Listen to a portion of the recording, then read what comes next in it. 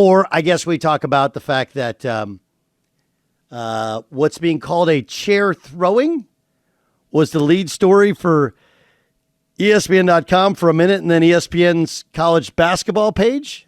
And look, I started with the premise or the question I posed to the guys, which is, it had to be a slow news day, right? Slow news day. But I was kind of talked into, and I actually believe that that's not what it's about.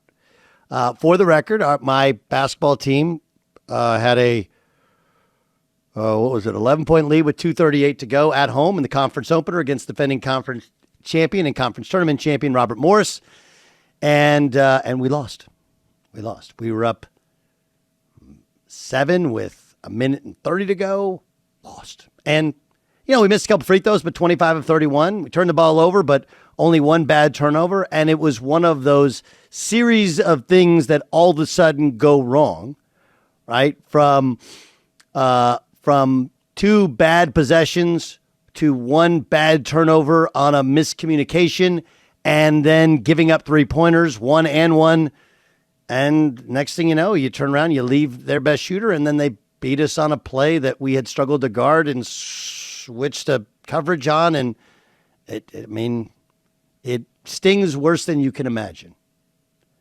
But in case you're wondering, the story of the day is that I threw a chair. Now, I'd like to say that I played for John McLeod at Notre Dame. He was a big chair tucker-inner guy.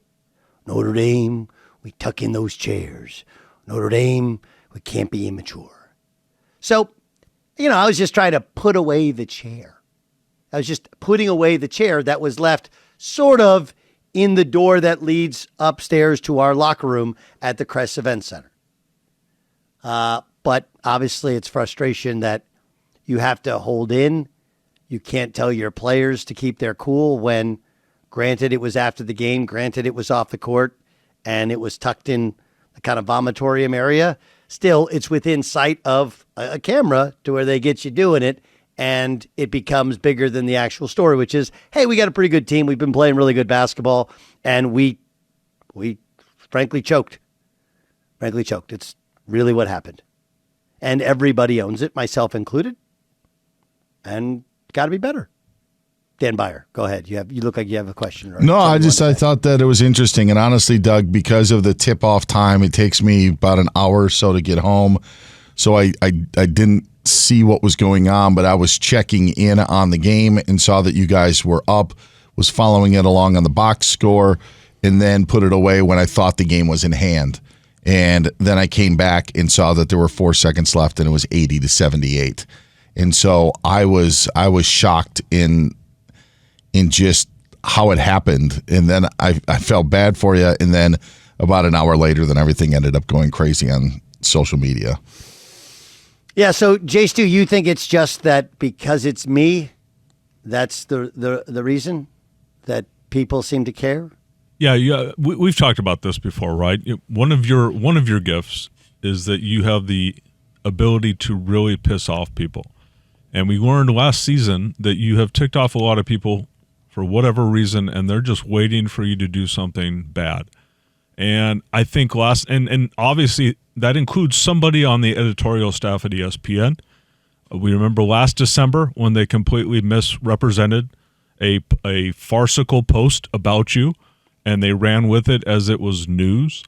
I think it's the same editor who made this the front story on ESPN.com, and now it's still up as a college basketball. I just think that there's something about you and your name that gets clicks where people like to, hate read stories about you. I don't know what the proper term is, but I don't think it had anything to do with it being a slow college basketball night. I just think people have eyes on you for better or worse, and when you do anything that could be constructed as negative, they're gonna put more focus on it than they would any other coach.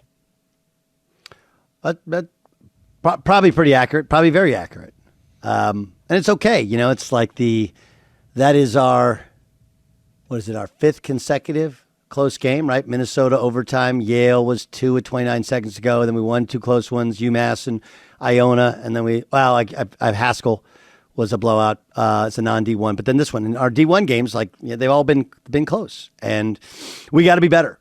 But yeah, I guess that's what it is. I'm sure there's someone there that has, and excuse the expression, a hard on for me. But what I believe is, whoever's there now wasn't there when I was there, because I was offered a 5-year contract when I left. And, they get really protective of their guys, I guess. And maybe it's an Adam Schefter thing, but I do think that it's classic clickbait. Because even the idea that I threw a chair, well, all right, well, when was a stool? And secondly, it wasn't during the game. There's nobody around. I don't know. It was not Bobby Knight. No. People tried to make it seem like that. What? It was hidden behind a bleacher, which I'll speak for you, but I'm almost 100% sure that you had no idea that you were even on camera at that point. No. I mean, again, you shouldn't do anything. You shouldn't react anyway, right? But again, it's let's not act like I was throwing a fit even on the sideline. I shook hands with Andy Toole. His team made shots. We did not. They made plays. We did not. They stole one. Great. I'm sure next time around they'll be way better. Hopefully we'll be better. But shook hands and was walking off and was just so furious. And some of it, if I'm just being honest, it's not directed at the players. It's I want to win. I want to win. I want to prepare my team to win. I want to put them in. And I don't think I did the best job. It's not just them. It's us. We have end of game sets and end of game plays, and we had a little bit of wonky lineup. So I tried to run something that we've been working on or whatever. But I take that on myself. Late in the game, Dan Byer, we were up 2 points. They had the ball, and I considered fouling their leading scorer, who's only a 40% free throw shooter. I didn't. They drive in. We have somebody help who's not supposed to help. They kick it out, hit a 3. We're down 1, and I'm just so mad at myself because had we fouled, the book tells you to foul that guy. That the likelihood of a 40% free throw shooter making 2 consecutive shots in a 1-and-1 is slim to none. And he's one of their best rebounders, so we would have a great shot at rebounding the free throws, unlike previous years or whatever. But you do bring losing into play. But I'm mad at myself for timeouts, substitutions, adjustments, or whatever. But again, you have to keep that in. But again, they really? This is what we've come to. I was more surprised that you swore in your post-game presser than actually throwing a chair. Well, what's interesting about that one, and again, I'm not blaming, I think the Fox guy put it out there, was we were kind of done, and then I kind of looked at the stat sheet, and then I just it was a ramble-on sentence right before I left, and I was like, then they clipped me. I actually thought that you guys started an in the bonus press conference where you don't care about your language, that it's after the press conference. Yes. That's what I actually thought it was. Here's the in the bonus press conference. Go ahead. Unbelievably frustrating. Unbelievably frustrating. You do everything, you prepare them, you get them right there, they have the game, and they got to bring it home. And we just didn't. We get to the line 31 times, which is great. We shot 25 of 31, which is excellent, but we got to make the ones that count. So, we had a good basketball team, but we just gave that away. Sorry, that's how I speak in real life. Damn it! I don't know. Oh, I'm going to tell you this, okay? So here's the question that I know the answer to, but I'm wondering if you guys are going to ask is balance the wins versus the losses. Which is a stronger feeling? And I'm just telling you, the wins, it's cliche, but it's cliche because it's true. The wins are a relief. They're just a relief. The losses are the worst. Because you want to go, you want to go no, I knew the answer. It's like a test you'd studied for, and then all of a sudden at the end, you screw up the last couple questions. And I know that answer. Can I take the test again? They're like, no, we don't. There's no makeup work here. It's not how it works. You're also, Doug, talking to two guys right now, and Jason and myself, who will have their days ruined by an elimination or a loss in fantasy football. And by the way, there are thousands, if not millions, of people like Jason and myself who will feel that way about their picks or their teams, where it will ruin their night or will ruin their day, where they maybe not throw a chair, but want to throw a chair. So that's the part that I find kind of ridiculous of all of this is everybody hates to freaking lose. Yeah. And when you're doing it on that scale, on that platform, in what was a winnable game, yeah, like it's understandable. It's so much more salacious than what it I think actually was. Yeah. No question. But here's one again. You learn something every day.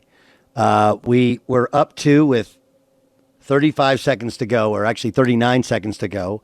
We throw the ball in bounds, which we weren't supposed to. We're supposed to bleed clock, okay, but we don't. So we throw the ball in bounds, and my point guard, who played great, but he was cramping, falls down on a cramp, and luckily dribble the ball off somebody else's foot, and they just pick it up out of bounds. Otherwise, it would have been a tie game right there. Anyway, the official comes over, and then we have to take him off the court, and the official says it's an injury timeout. Okay, so injury timeout. Well, I hear timeout, and I think that the rule is on a timeout, the 10-second violation resets. But it was an injury timeout, so it didn't reset. So when we throw the ball in, there's 26 seconds on the shot clock. We got a 10-second violation at 20 seconds, but it was only 6 seconds to get it across midcourt. And again, I'm upset because that's on me. I'm the head coach. My bench, we didn't know, but I asked the official. I said, "Is that a timeout?" He said, "Yes, it is." He said it's an injury timeout. And I'll just be honest with you. I didn't know the distinction between the two. I heard timeout. I thought it meant it reset, and it didn't. So I'm not just frustrated at other people. I'm frustrated myself too. And these are things that you only learn once. I hope. But it did. Giving up 14 offensive rebounds felt like last year, even though the personnel was different. But again, I didn't play some of our new personnel because I just didn't think they were as engaged or as connected as we want them to be. Like, I'm trying to do it the right way, and I felt like I was, for the most part, rewarded by it. And then the gods of basketball and our team collectively, again, coaching staff included, we choked. Game we should have won. We did not. You have the ball. I'm even up 7 with 1:10 to go. Like, you usually win the game, especially when we're a good free throw shooting team. And free throws, though we missed a couple, we're down 1. We drove in there with like 7, 8 seconds or whatever. We missed it, or 14 seconds, excuse me. Justin Allen, who had 20, he missed one of his free throws. He didn't miss it badly. He missed it in and out. But again, that's how you lose games. So, anyway, the answer to your question is, and you know this from fantasy football, winning versus losing. Winning is a relief. Losing is misery, and it lasts way, way longer. Yeah, and it sounds so trivial, but it's just like fantasy football is compared to what this is, to what you're doing. But I just feel like we all have those same emotions where we would throw a chair if it wasn't ours and we had to go buy a new one. I mean, like, truly. We checked on the chair. Okay. It's gotten treatment today, a little bruising, but it's good. It's fine. The chair, no chairs were actually damaged or injured during the post-game theatrics by yours truly. So I don't ever want to make my bosses look bad or my program look bad. I got to contain my frustration. And there was nobody, I thought there was nobody around or whatever. I was just mad, and I acted like a petulant child, which I cannot. So we move on.